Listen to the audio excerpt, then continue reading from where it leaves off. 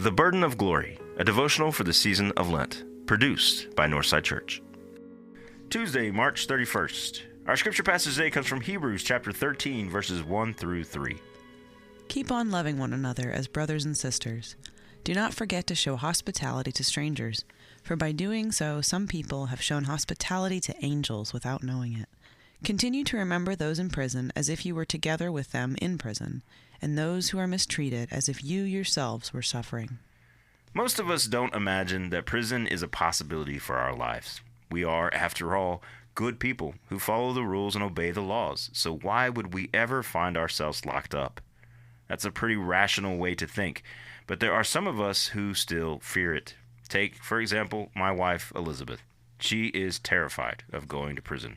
She winces when a prison or jail scene appears in a movie, and she mentions frequently how terrifying it would be to be locked up and lose her freedom.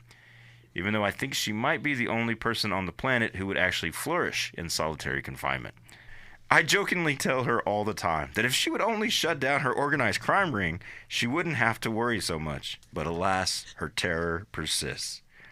All jokes aside, she has instituted a family motto for us that is simple if obvious. Noli slera comitere, which roughly translated is, don't do crimes. Of course, we know that it's not always that simple.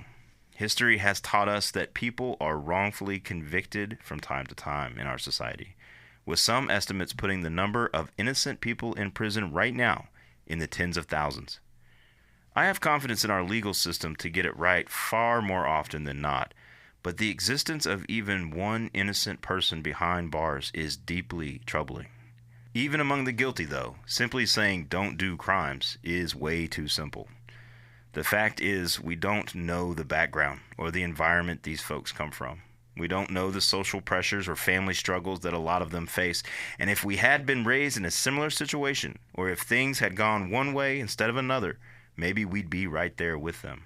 Desperation is a dark situation, and most of us would do anything to get out of it.